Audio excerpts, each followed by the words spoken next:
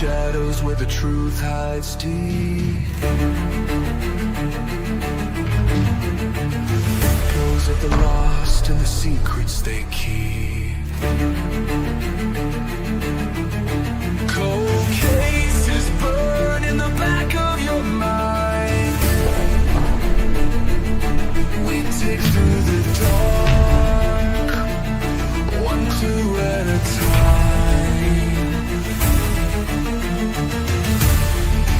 This ain't fiction, this is blood, this is truth.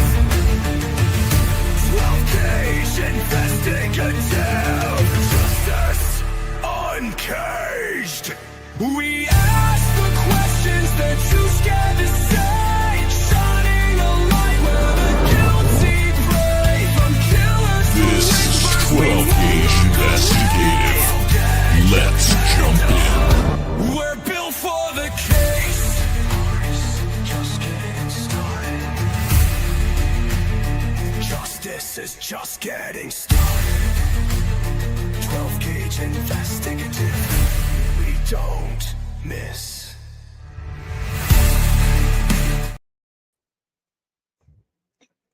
All right. How's everybody doing today on this Wednesday hump day? Welcome to 12-gauge investigative. My name is 12-gauge. Welcome to my channel. If this is your first time here, I hope that you hear something, you see something, or you understand something like you've never understood it before. You know, I thought I'd get on here before my interview tonight at 9 o'clock Central. I thought I'd get the vocal cords a little opened up, and I enjoyed reading this last night. So I thought, what the heck? I'm going to read some more, let my subs enjoy the book, because I was enjoying reading the book myself. So I hope everybody's all right. I hope everybody's enjoying this weather. I know here in Texas, currently it is 99 degrees. And as you notice, my head is not taking out the screen, so I got some new stuff going on. I'm excited about the direction that I'm heading, because you can only go up, right? Success is not given, it is always earned. And I'm trying to earn mine, So let's go ahead and start with the book. Like I said, I enjoyed reading the first part. If you haven't heard the first part of it, it is in last night's live. And here we go. Part 2, Chapter 7. Corporal Brett Payne of the Moscow Police Department was 33 years old and looked like many seasoned military vets from North Idaho, with a fit build and smoothly shaved head. He had served with the Army's 82nd Airborne Division in Afghanistan as a paratrooper, and had been a police officer for only 4 years, just 2 of them with the Moscow Police Department, where he was awarded Rookie of the Year in 2020. While studying at the Peace Officer Standards and Training Academy, Payne was the first officer in regional history to receive 3 awards for excellence. He had proven his aptitude for the job and shown levels of diligence and investigative acumen that stood out to the small rural police force he was set to join. Payne had seen death up close during combat in the Middle East, but had never conducted a domestic homicide investigation in Idaho, let alone been the lead investigator on one. That was about to change. He got the call to King Road at around 4 p.m. on November 13th and arrived at the residence to assist with both securing the location and crime scene processing associated with what he'd been told were 4 brutal homicides. The 4 students, he would later learn, had been murdered a full 12 hours earlier. Payne had been late to the scene, but then so had everybody in the force. The 911 call hadn't been made until noon. 8 hours after the likely time to death of each of the victims. The emergency call reportedly hadn't even been made by either of the two surviving roommates, Dylan Mortensen and Bethany Funk, but had been placed on Mortensen's phone by one of their friends, a boy named Hunter Johnson, who was the best friend of one of the victims, 20-year-old Ethan Chapin. And if you've been following this case at all in the recent documents, you know exactly what's been going on with the 911 call and everything else associated with it. A lot of conspiracies with that. But I believe it happened just as it went down. None of that made sense right away. And like everybody in Moscow PD, Payne was scrambling to understand what had happened overnight. By the time he arrived, neighbors from all directions had gathered around the house. Dylan Mortensen and Bethany Funk had been removed from the immediate area. The Idaho State Police Forensic Services team was already on the scene, and several of Payne's colleagues from the Moscow PD were canvassing for potential witnesses. Officer Corbin Smith, one of the initial responding officers, and a young Marine Corps veteran who'd gotten his bachelor's degree at the University of Idaho before becoming a cop, walked Payne through the horrific scene. Payne entered the house through the first floor threshold off the communal parking lot while crime scene analysis in their disposable hazmat jumpsuit swabbed the doorframe and windows for DNA and prints. He took a stairwell behind Officer Smith to the second floor. The smell of death was unmistakable and already strong. Although his tenure with the Moscow PD had been relatively brief, he'd already seen more bloodshed in Afghanistan than many in Idaho law enforcement would see in their lifetimes, certainly more than most rural cops had signed up for. Down the second floor hallway to the east side of the house was a small bathroom, adjacent to which was Dana Kernodle's bedroom. As Payne approached it, he could see a female body on the floor, just inside the door, with wounds that appeared to have come from a large knife or other edged weapon. As we've found out recently, her head was facing the wall and her feet was facing the hallway. So if she was right there by the door, that's where he saw her. Wow. The body, like most bodies in death, was positioned unnaturally and later identified by a driver's license and other personal belongings found in the room as Xana Kernodle. Further inside the room was the body of a large male victim. The wounds that nearby Spokane County Medical Examiner were referred to in reports as sharp force injuries, likely from the same edged weapon. The male body was identified as Ethan Chapin. The blood in the room, spatter, and leakage was extensive enough that it later appeared to have drained to the exterior of the house. Payne followed Smith upstairs to the third floor of the residence, where the bedrooms of Kaylee Gonsalves and Madison Mogan were across the hall from each other. When responding officers had first arrived a few hours earlier, the Golden Doodle, Murphy, had been found shut inside Kaylee's bedroom on the west side of the third floor, spared by whoever had committed the murders. There had been no blood or other evidence found on Murphy. Officers had taken him from the scene and processed him, then placed him in a temporary protective shelter. He was eventually returned to Jack DeCur, who lived just around the block and had slept through the phone calls from Kaylee and Madison and through the murders. Kaylee had reportedly been trying to get back together with Jack the previous night, which he would learn when he checked his phone, and now she was dead. Inside Madison Mogan's room at the southeast corner of the third floor, Kaylee and Maddie lay atop Maddie's small bed together, both deceased. The stab wounds that had ended their lives were grotesque. A large pink M for Maddie rested on one of the window ledges, and beside it, against the window glass, was a pair of pink cowgirl boots. Pink-hued roses decorated the wall around a circular vanity mirror, modern like the kind sold by West Elm. A sleek white vanity and chair sat beneath the dark green fall grass wall hanging with a neon cursive sign that read Good Vibes, a duplicate of the wall hanging and the sign in the second floor living room that Payne had crossed. Twinkle lights lined the ceiling along the wall where Maddie normally slept. This is sad, y'all. Don't y'all think? This is sad. On the bed next to her, partially concealed by her body, in the folds of her comforter, lay a tan leather knife sheath with the United States Marine Corps Eagle, globe, and anchor insignia and the words USMC and K-bar. The type of knife all stamped into the material, a military blade. This was something that Payne recognized immediately. The physical evidence was unusually fortuitous. Homicide investigators didn't often get much of substance left at the scene. The perpetrator had either planted the sheath on purpose or accidentally left it behind in the pandemonium of committing the homicides. Either way, it was something to work with.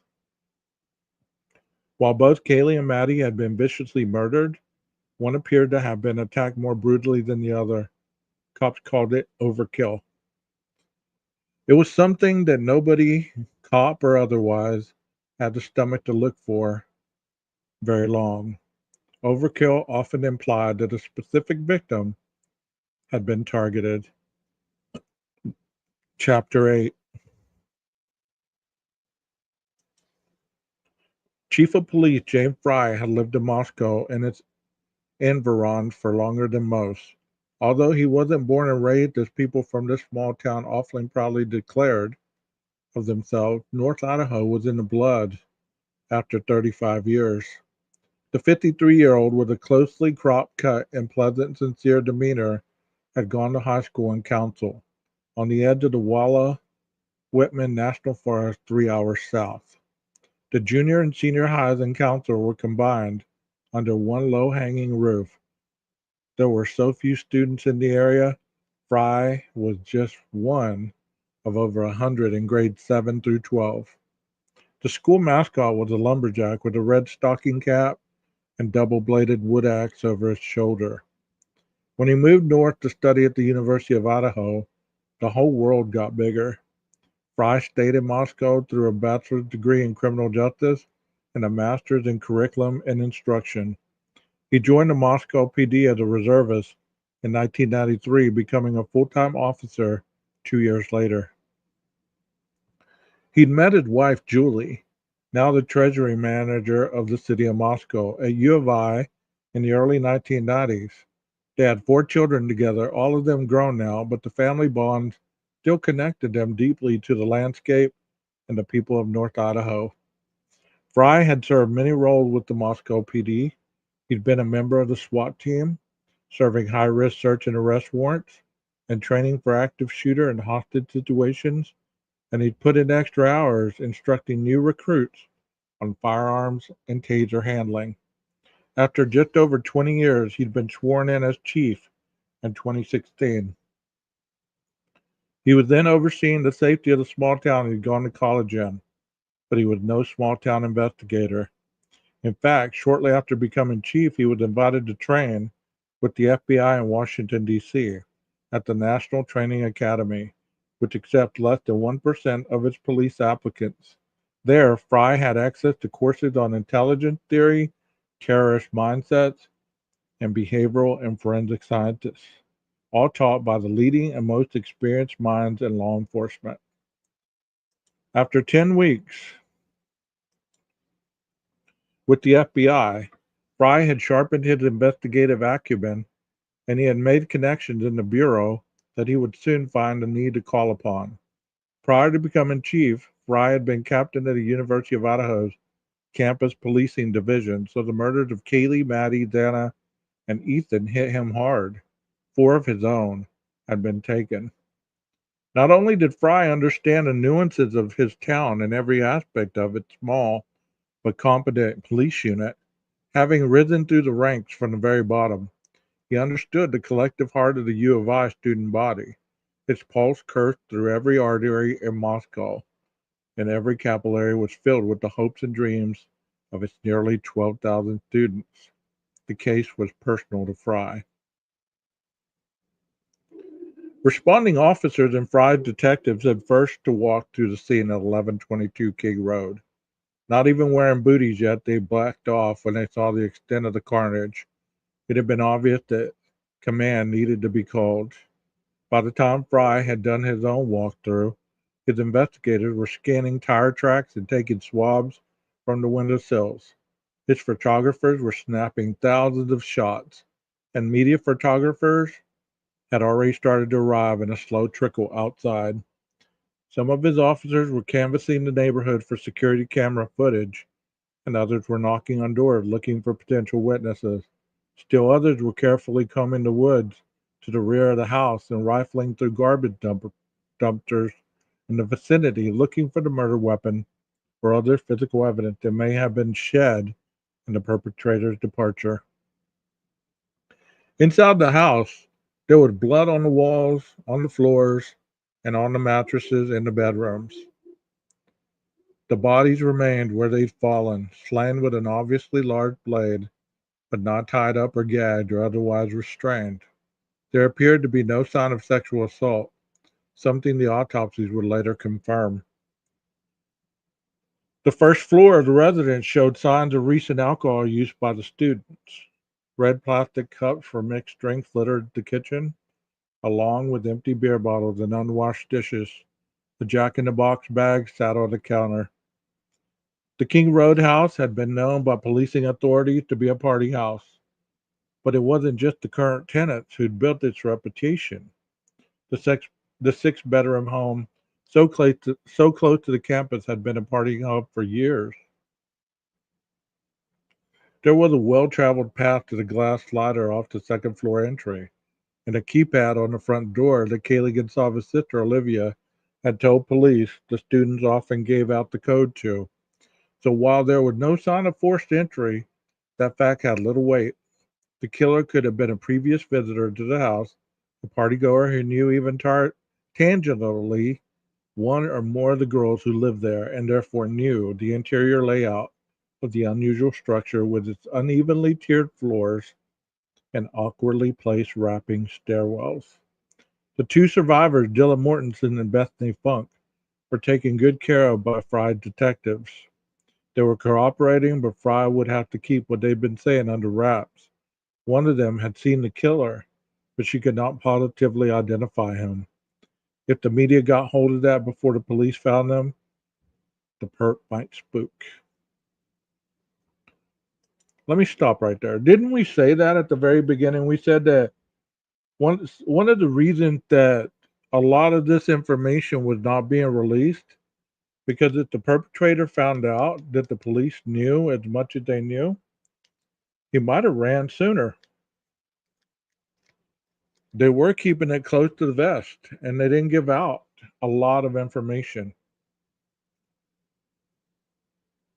So the crime scene at any quadruple homicide was likely to be complex, but the unusual layout at 1122 King Road and the party throwing habits of its tenants made things that much more difficult for Fry's crime scene analysis.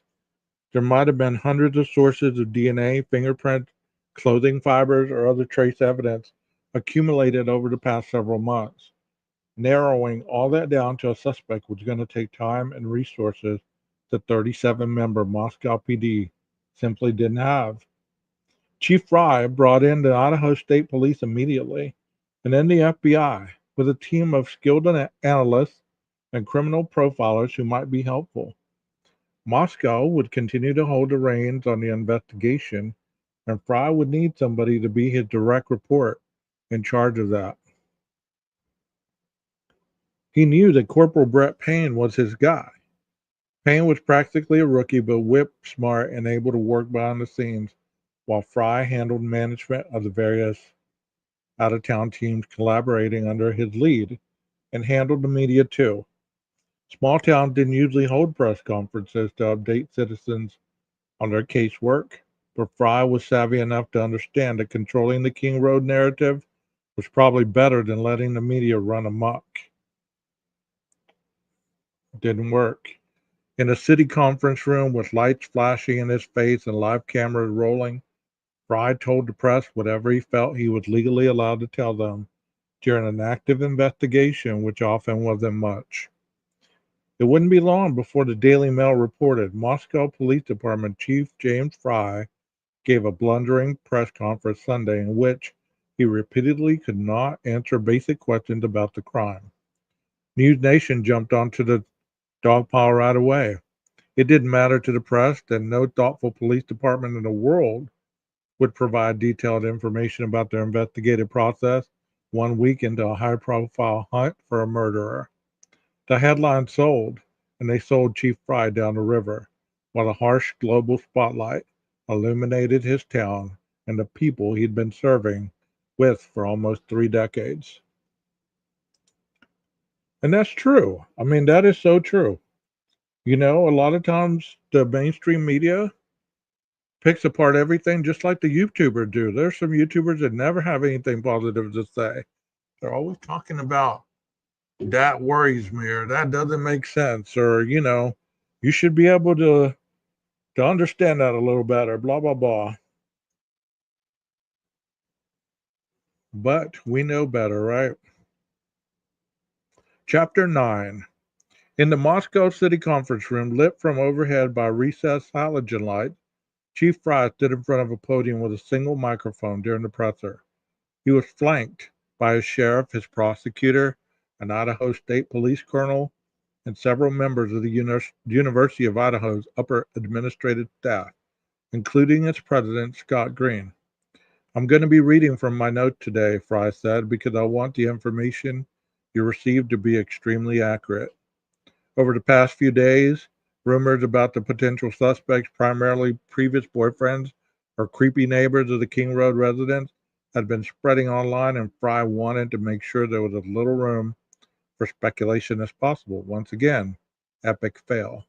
Not just pertaining to possible suspects, but to all details of the Moscow PD's investigative process. Unlike Fry, who at times appeared to grip the podium like a gunner on the back of a tank, all the men he'd brought with him stood with hands crossed diplomatically in front of their monochrome suits and starched police uniforms, rigid looks on their faces, the way men stand at funerals. This horrible crime has affected all of us, Fry continued, the families of the University of Idaho, our community, our country, and our officers. Off camera, the press corps sat elbow to elbow in conference chairs, waiting with bated breath for any information they could report to their audiences. The date was November 16, 2022, 3 days after the bodies had been found, long enough for the media circuit to pull into town and set up their tents. The facts of this case that we know right now, Chief Fry started, then paused to collect himself before reciting a laundry list of items he believed could be vouched for. We know that these homicides occurred in the early morning hours of Sunday, November 13th. Around noon, Moscow officers received a call of an unconscious person. Officers discovered the bodies of Ethan Chapin, Xana Kernodle, Madison Mogan, and Kaylee Gonsalves inside the residence on King Road. The four were stabbed with a knife, but no weapon had been located at this time. There was no sign of forced entry into the residence. Investigators are continuing to collect evidence at the scene. Investigators are working to develop a timeline to relevant events. Autopsies are taking place today on all the victims so we can continue to gather evidence and solve the crime. Based on details at the scene, we believe this was an isolated, targeted attack on our victims. Fry sounded short of breath, the pain of what he just read from his notes. An isolated, targeted attack, dumping in his chest as the press corps leaned forward off their seats. We do not have a suspect at this time, he continued, and that individual is still out there. We cannot say that there is no threat to the community. And we have stated, please stay vigilant, report any suspicious activity, and be aware of your surroundings at all times. Again, his breath was uneven. This was his community. These were the people Fry had grown into adulthood with, gone to church with, thrown footballs with, and fished with, and raised children alongside. He wasn't warning strangers of a potential threat. He was warning his own friends and family, the people he carried every day in his heart. At this time, I would like to introduce the University of Idaho's president, Scott Green. Fry stepped back from the podium and Scott Green stepped forward, his white hair bureaucratically tidy as he put on his reading glasses. Green's University of Idaho was not the biggest public university in Idaho, but it was the oldest and the one with the most political and social clout in the state. First, my deepest condolences to the families. Green stopped, fighting back tears, his head bowed over the school color yellow tie and the prepared notes he'd brought along in a manila folder. He pursed his lips, his chin was threatening to quiver. A full 10 seconds passed before he tried to continue. And friends of Ethan, Kaylee, Dana, and Madison. But again, more tears came, and another full stop. He cleared his throat. These were his students, entrusted to his care. He had shared his home with them, and danger had slipped through its unlocked doors. Excuse me, he said. He looked around the room as if for a glass of water or another way through the pain that was also visible on Chief Fry's face behind him. Green wanted to address the victims as more than just a glitch in the University of Idaho's dependently low crime statistics, as more than just their names for the press to print. He took a breath and pushed forward. Their loss had been devastating, and they were bright lights in our community and are deeply missed and remain in our thoughts and prayers. His voice sounded like it had gravel in it, the tears building at the back of his throat. Before he'd finished, he added, "We just want justice for these victims." Outside, the temperature was in the low 20s. The leaves had started to fall from the hardwood trees. The University of Idaho campus was all but abandoned, students having locked their doors on the unknown world. They ordered carryout from DoorDash or Idaho Eats, delivered directly to their dorm by the new campus robots in the Starship fleet. They streamed shows and waited to go home for Thanksgiving break, which was just around the corner. Many students had already left, allowed by their professors and university administration to skip, turning in their homework or taking last-minute tests online. Most had been on edge, in shock, and anxious since the morning of the crimes. There would be no time to catch up on schoolwork later. Inside the press conference, Colonel Kedrick Willis, director of the Idaho State Police, approached the podium. He was large, with a fresh cut and commanding presence. You heard the university president as well as the chief of police talk about the small community, and it's a very close, tight-knit community. And our hearts break for the families that lost their. Now even Will's voice cracked. He'd been with the state police in 1996 and had worked his way through the ranks, from a lonely post as a residential trooper in the farmlands of East Idaho, eventually to ISP headquarters outside of Boise, and finally into the good graces of the governor, who shook his hand and appointed him director 5 years prior to the murders. Wills had a master's degree and had trained with the FBI and Homeland Security, and he'd seen everything nasty and brutal there was to see in Idaho policing. The King Road murders were tough to swallow, but he caught his breath and spoke to the media like the seasoned cop he'd made his name as. Crime knows no boundaries, he said, and these murders have shaken us to our very core. Chapter 10. What do y'all think so far?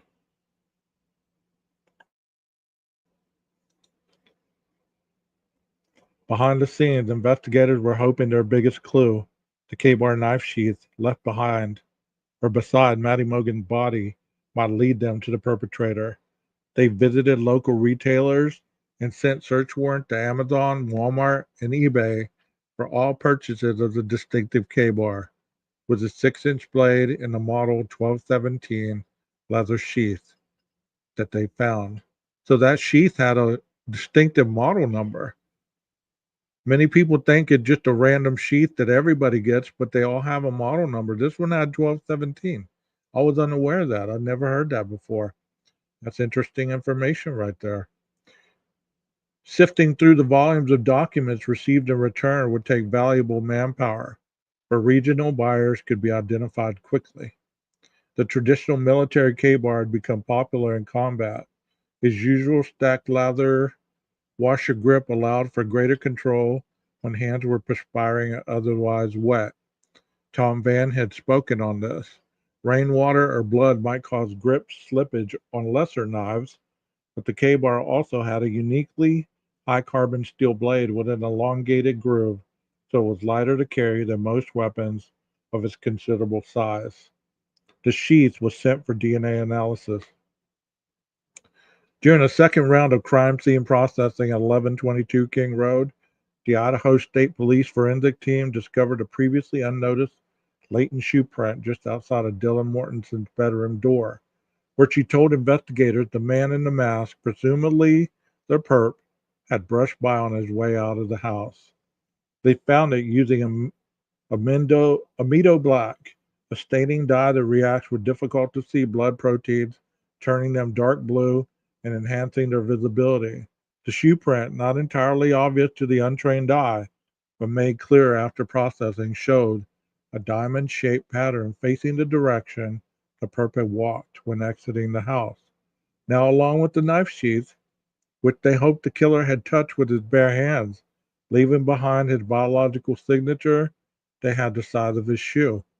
It felt like a lot, and it felt like nothing, which is interesting. Nobody talks about that shoe, about that latent shoe print anymore. Nobody talks about that anymore. They dismiss it as it's nothing major. You can't put him in the house. There's nothing in there to put him in the house.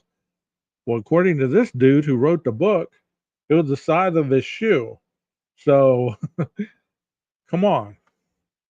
It wasn't Dylan's shoe print. It was obviously the killer's, according to this guy. Even if it grabbed DNA off the sheath, if the perp wasn't already in any of their DNA databases, they still have a mountain of work to do. Forensic detective Lawrence Mowry, a mustache veteran with the Moscow PD's expert in digital data retrieval, and was put in charge of serving dozens of warrants to obtain access to the victim's browsing history, social media accounts, and cell phone records in an attempt to identify what might have led to their murders. The victims' Google, Facebook, Reddit, Instagram, Snapchat, and iCloud accounts were examined, and with the help of the FBI, their banking, credit card, Venmo, PayPal, and point of sale records were also retrieved. No digital stone that police could reasonably suspect might offer leads was left unturned. The FBI set up a trailer in the gated parking lot of the Moscow Police Department, and from there, agents helped to process all digital and video evidence that was being collected. The feds had generously allocated as much manpower as Chief Fry needed to help study the massive amounts of information coming in. Detective Mowry had also served a warrant to obtain access to Kaylee Gonsalves' dating account on Tinder, but did not initially serve warrants for any dating profiles of the other victims. Kaylee was the only victim not currently in a relationship. Despite her bond with Jack DeCoeur, Kaylee had technically been a free agent at the time of her murder. Mowry also obtained access to her password protected laptop.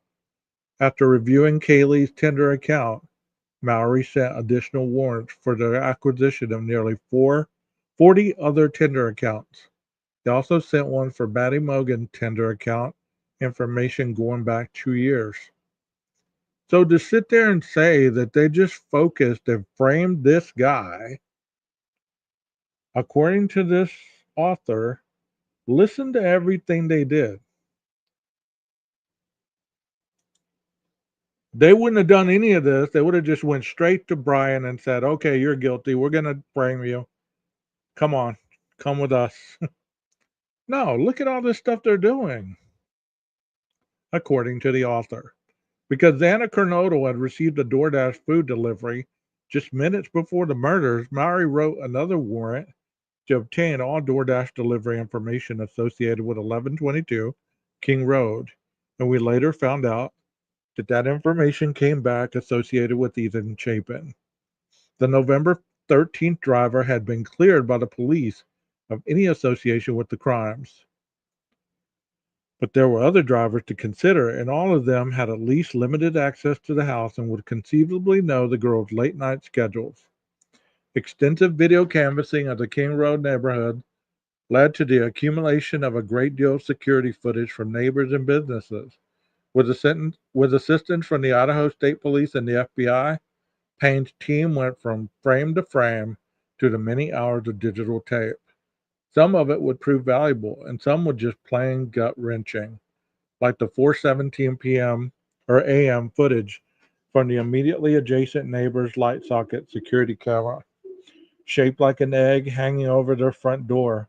Less than 50 feet from the wall of Xana's bedroom, the camera picked up the sound of a dog barking numerous times and the distorted audio of what sounded like a whimper, followed by a loud thud. The $50 camera seemed to have recorded nuances of the murders taking place, which further helped Payne's team nail down the exact time of the homicide. It was another break, and it aligned with Dylan Mortensen's statement that she'd been awoken by Murphy barking upstairs. The sound of the thud was hard for the team to get past. The remaining footage from their video canvas in those early morning hours of the 13th took days to be reviewed. The team had hoped to identify the perpetrator's vehicle traveling to and leaving the residence. At this point, they didn't even know if the perp had been operating alone. Perhaps they were looking for more than one vehicle. Dylan had seen only one man, but that didn't mean there hadn't been others. The murders might have been a team killing for whatever ungodly reason. That's what I thought in the very beginning because they were talking about this was a parallel crime. And in my mind, I thought parallel two different murders, two different types of people attacking at different times, killing two and then killing two for different reasons. I hung on that for a little while when I first started thinking about this whole thing when it first happened. I'm not gonna lie, I'm not ashamed to say that. That's what I thought about it. The police department simply didn't know much of anything yet. They had the knife sheath, the footprint, the time of the murders, and a partial description of a man in a mask. So even though this is circumstantial, you tell me this is no evidence whatsoever in the house. They have the knife sheath, the footprint, the time of the murders, and a partial description of a man in a mask. So that puts somebody in the house, right? And four people were murdered, so chances are this is the guy that did it, or gal. That was all great, but why had it happened? And if there were proved to be no DNA left behind on the sheath or no match in their databases, how the hell would they make the leap from here to the finish line? They would need a miracle. Well, in case you don't know, they ran the DNA through CODIS and there was no hits. Obviously, because the perpetrator had no criminal history. Corporal Payne was reviewing the footage from the King Road neighborhood when he saw a white sedan make an initial pass of the 1122 residence at 3:29 a.m. The sedan made two more passes over the next 30 minutes and left the neighborhood. It returned a fourth time at exactly 4:04, just after Xana's DoorDash driver departed the area. So this dude wrote this book way, way before any of these documents came out. Way before Linda Lane. Way before any of that, he wrote this book. The sedan briefly stopped directly in front of 1112 King Road. Then, after a series of awkward movements, as if it had been attempting to park, it continued slowly off camera and then was not seen again for 16 minutes. At 4:20, grainy footage of a sedan showed it departing the King Road neighborhood at a high rate of speed. There was no front license plate displayed, and the rear plate was obscured by darkness, but the police department had received their miracle. What are y'all thinking up there? Who's all in here? Mountain Mama, how you doing? Mickey, Texas, how are you? Rondi Potter, Aquarius, Aaron Small, long time no see. Rebecca Bruce, thank you for being back. Texas. We have quite a few people in here. Thank you all for being here on this early Wednesday evening. I am just reading the While Idaho Slept. This is not When the Night Come Falling. That's the other Arthur's book. I thought this book was a lot more people friendly, and it seemed to be more of a story rather than a romance novel of some sort. Chapter 11. Chief Fry held multiple press conferences over the first 2 weeks of the investigation. The pressure from the media was matching the pressure he was feeling inside to work hard and fast to find a suspect and to find justice for the victims.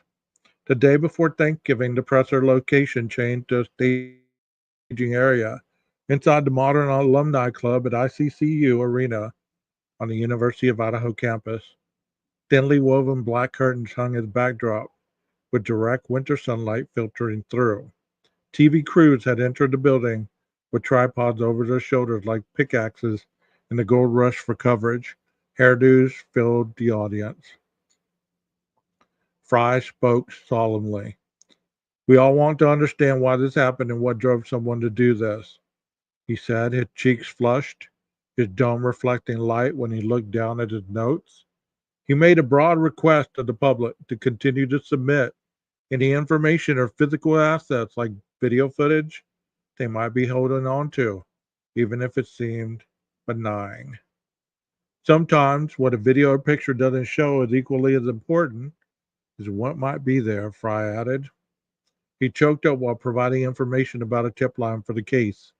A few days earlier, he had explained that the task force had conducted over 90 suspect and witness interviews and that the Moscow PD had assigned, in addition to the primary personnel working the case, 4 detectives, 24 officers, and 5 support staff, while the state police had provided 20 investigators and a crime scene team, and the FBI had provided 42 investigators and 2 behavioral analysts. There were already more than 100 people working on the 1122 King Road homicide case, but the number would soon skyrocket. He introduced Captain Roger Lanier to the podium and stepped aside. Lanier could have been Fry's brother. They looked so similar, both thick chested, with rounded faces and closely cropped beards, Fry seeming to have gone whiter in recent days. Lanier was a 20-year veteran with the police department in Lewiston, a nearby paper mill town with smell from its factory emissions often compared by outsiders to manure. To insiders, Lewiston reeked only of valued industry, so it smelled like money. He had put in for Moscow's open chief position in 2016. Fry got the job, but Lanier transferred to Moscow anyway, taking his post as captain and gaining the respect of his new department for what they saw as his calming style leadership. He hadn't bullied his way to the top, but was a reflective model investigator. In a Facebook video he'd posted, Lanier said he'd been enjoying his Sunday afternoon at home when he got the call about the King Road homicides. And it took me a second, he said, his brain having to catch up for what he'd been told over the phone. Moscow hadn't had 4 murders in the last decade, let alone 4 in one night. When he arrived at the crime scene, neighboring students were still standing around outside crying, trying to learn who the victims inside the home had been, what exactly had happened to them, and who had done it. First on Lanier's agenda at the presser was addressing the unfounded rumors that had been spreading online about potential suspects. We do not believe the following individuals were involved: the 2 surviving roommates, the male seen at the grub truck, video circulating on the internet, a private party who drove Kaylee and Madison home, any of the individuals who spoke to the dispatcher on a 911 call. But yet, so seemingly coincidentally, every one of these people have been suspects in YouTube world for almost 2.5 years. Over and over and over. But yet, here is a member of law enforcement stating that none of these people were involved. But yet, people can't handle that being the end of it for whatever reason. We're also aware of the male who Madison and Kaylee had called several times the morning on November 13th, and we do not suspect that individual. Him too had been round and round and round.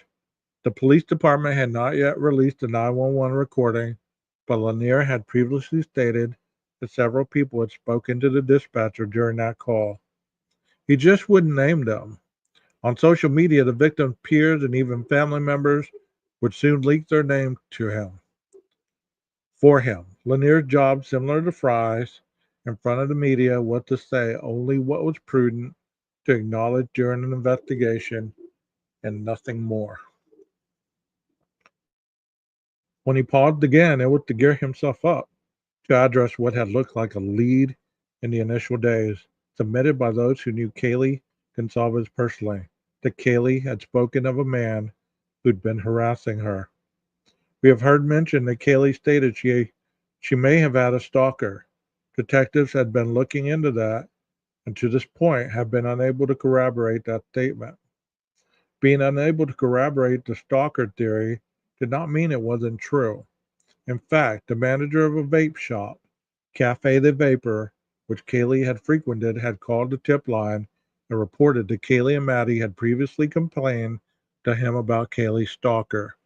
The police had visited his store requesting security footage. Lanier gave a stern look to the cameras, shaking his head when he told reporters any online reports of the victims being tied and gagged are not accurate. In a few moments, Colonel Wills of the ISP walked to the podium as he had before, and as he would in each presser to come, he patiently explained that the investigation take time, and he asked for the media's patience. At this crime scene, we collected 103 pieces of individual evidence. We took approximately 400 photographs, or 4,000 photographs. We conducted multiple 3D scans of the residence, and we have hundreds of hours used by technicians and investigators, including our forensic teams and detectives from multiple agencies. We processed over 1,000 total tips and conducted 150 interviews. That's a lot. That's a lot. Those numbers would rise exponentially as the investigation progressed. Wills took a few moments to emphasize that the King Road Task Force had the utmost confidence in their process, even if that process seemed murky and slow to the press. The task force was not going to sacrifice quality for speed, he told the packed room. Finally, he revealed that the popular Republican governor of Idaho, Brad Little, had been in regular contact with the state police and had made a $1 million funding pledge for expenses related to the investigation. Little had been raised on his family's sheep and cattle ranching operation and had studied agribusiness at the University of Idaho. His connection to the people of Moscow went back half a century. Chief Fry eventually took the podium, opening the room to question. But as with each presser before and after, he reserved the preliminary questions for the young reporters from the University of Idaho newspaper, The Argonaut. Regardless of what was asked in the next 15 minutes, nobody on the task force spoke about the warrants they'd served, and none dared mention the white sedan for fear of propelling its now sought-after driver deeper into hiding. Chapter 12. Let's see what the time's looking like. Wow. This is intense, bro. This is intense. Chapter 12. I like that number. Chief Fry was living what many would consider the good life before the King Road homicides. His kids were grown and moving on with their lives. The land he drove through every day back and forth to work was beautiful. And his wife, Julie, had been building a heck of a career. Compared to what he was facing now, most of the previous hassles in Fry's life seemed like they had been small ones, like the old Facebook backlash to a department publicly thanking Christ Church for the cookie they sent. Some irate citizens perceived favoritism to that growing sect of Christianity in town, and they chewed Fry out. In the Moscow PD's official Facebook response to the uproar, Fry pointed out that his people had recently thanked Subway for their delivery of the sandwiches. The public discourse between the police department and its community in Fry's small town had been like family sitting around a table. The passions were high, yet the stakes were often pretty low. People bickered, but the bedrock was love and respect. Outsiders didn't always understand that, and the game had changed on Fry pretty quickly as the King Road case gained national attention. Gone, especially with the respect part. Inside the Moscow Police Department headquarters, Chief Fry was repeatedly photographed by a journalist long lens through the windows of his second floor office. The photos showed him working on the case late into the night, sometimes scratching his head and pacing. He had learned to close his blinds, but that was not how Fry was used to working, or to living for that matter, blocking out the sky, but also the people he served.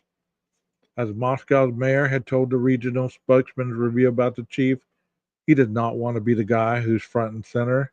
He doesn't want the limelight. What he wants is just the results. But now Fry was operating in a role he wasn't necessarily made for, and certainly wasn't happy inhabiting. The community was starting to feel a pretty strong media intrusion too. In the street in front of 1122 King Road, big SUVs idled in the parking spots, full of network reporters hiding from the cold weather while waiting to grab footage. Normally, those spots were used by the neighborhood's residents. Most of them, the college kids, the press corps, had been approaching for interviews almost daily. Handwritten signs in many of the doorways now warned the press to stay away. We do not want to talk to you, a posted note on the doors read. Up the street, a rectangular piece of cardboard on a dowel leaned against the snowbank. The words in black marker, people who do not live here do not block our driveway. Frustration was growing. Remote controlled drones periodically entered the airspace above 1122 King Road, lightly swaying in the wind while providing aerial footage of the house for news programmers. The neighborhood was often presented cinematically from above, cameras zooming in toward the murder house, while crime scene analysis on the ground donned their gloves and booties. Meanwhile, Fry was waiting for the knife sheath DNA testing to return from the Idaho State Police Forensic Service Crime Lab. He knew it would take time, a lot longer than the evidence processing took on television shows like CSI, but he also knew the sheath found next to Matty Mogan had been prioritized. Many in the task force worked through Thanksgiving Day, continuing to process leads. All weekend, the police station remained a bustling hive. Private citizens dropped off food for the officers, just like the church had done, but nobody gave the police department grief about accepting it. With the students out on break, the town of Moscow felt like a shell of itself. Many of the students might not even return. It seemed at the University of Idaho, it offered them the option of finishing their classes online that semester, given that a killer was still on the loose. It was an easy pivot for students and professors to make, having learned to go hybrid during pandemic related lockdowns. The blinds at 1122 King Road were closed, and its front door was marked by evidence sealed red tape that kept a timestamp of investigators entering and exiting the residence after it had been secured for a period each time a new cop came or went.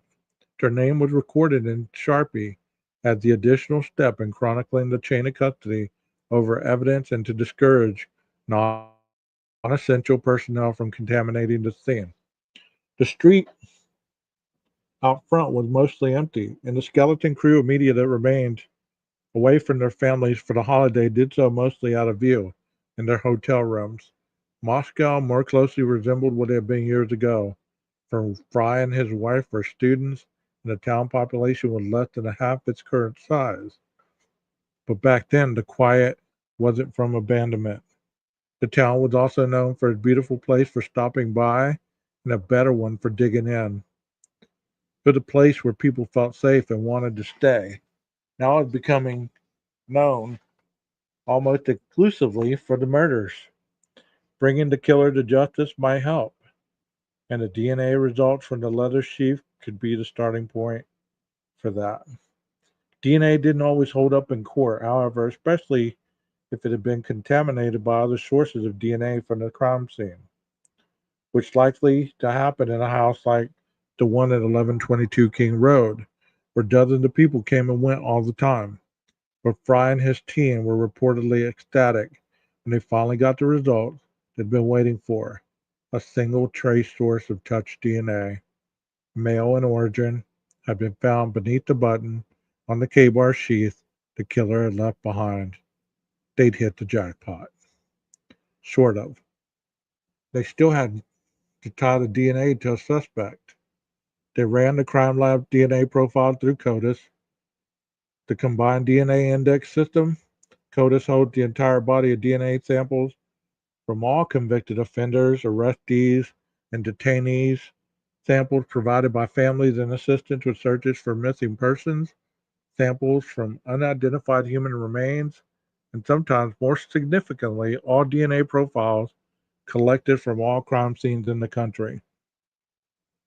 The national index was amassed by local government crime labs uploading their DNA profiles to the state indexes, and then the state crime labs uploading their profiles to the feds.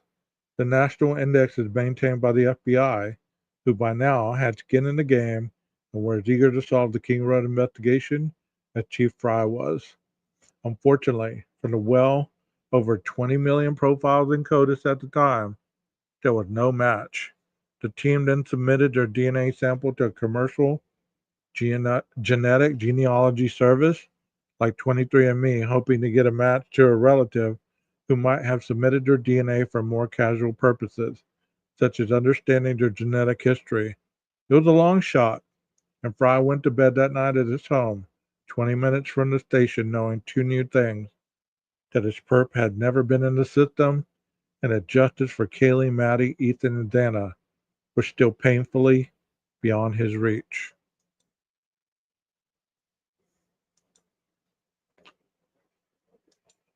And there we are,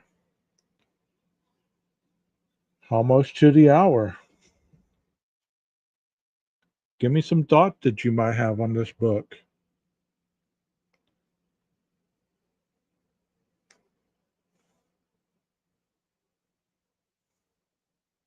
Who are y'all talking about?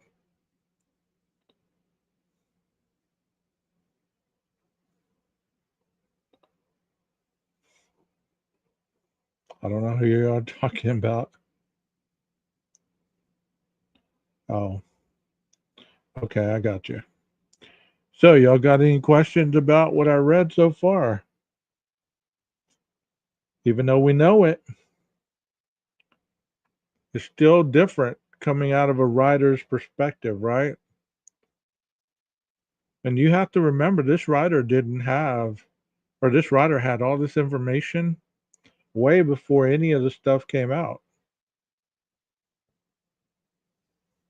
Yeah, the town did change overnight. It did change overnight. I'm kind of glad I didn't read this book way back when, because what's going through my head as I'm reading it is I'm reading what it's saying and then I'm cross referencing it with the document. So if I need to correct anything, I'm quick to correct it instead of leaving the writer to look bad by what he knew at the time. You know what I mean? It bugs me Brian watched this. I believe he did. He sat on that chair, as they said in Dateline, and there was an imprint of blood left on Xana's chair. So he must have sat and watched for a little bit. So it's just terrible to think about. I hope you guys come back here in about an hour and a half, because I'm going to have a guest. His name is Andy Cahan, and we're going to shift gears to Texas. We're going to be talking about the tourniquet killer. His name was Anthony Shore. If you don't know anything about him, you're going to learn a lot about him by Mr. Cahan, and he's very knowledgeable about true crime and everything and anything associated with it. He's pushed for crime laws to change. He's done all kinds of big stuff. So if you're in the area, come back and ask him some interesting questions. That way he feels like a part of us rather than just somebody who's up here talking. You know what I mean? I started my channel probably right after the PCA came out. I started my channel. Yeah, he's a victim's advocate also. Um, so probably January of 2024, 2023, something like that. I don't even remember.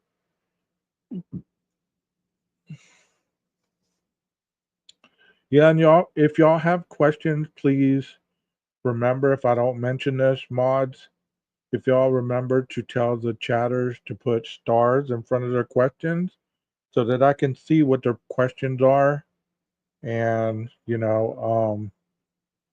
that way we can stop and answer any questions y'all might have because it is all about you guys and we're just presenting a show. Well, be sure to let us know that you watched it, Rebecca. That would be totally awesome. Doesn't matter how you watch, just so you give us an understanding that you saw the show.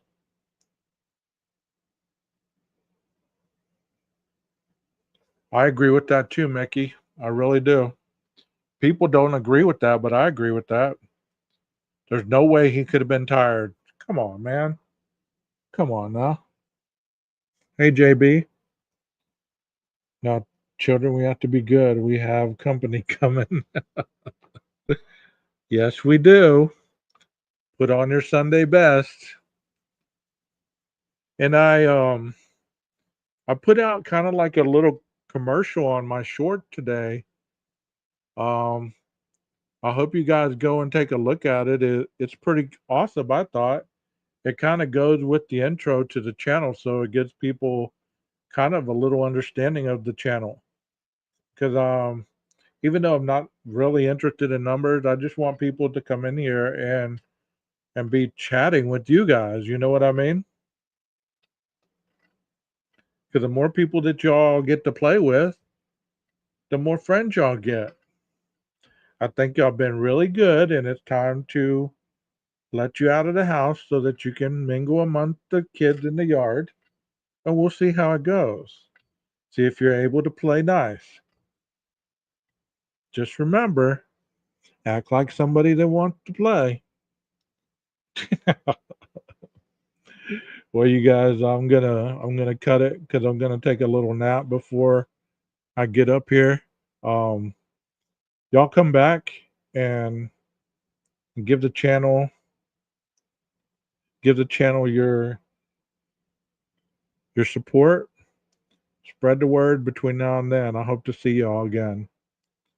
Till an hour and a half from now. Be good. Maestro, cue that music.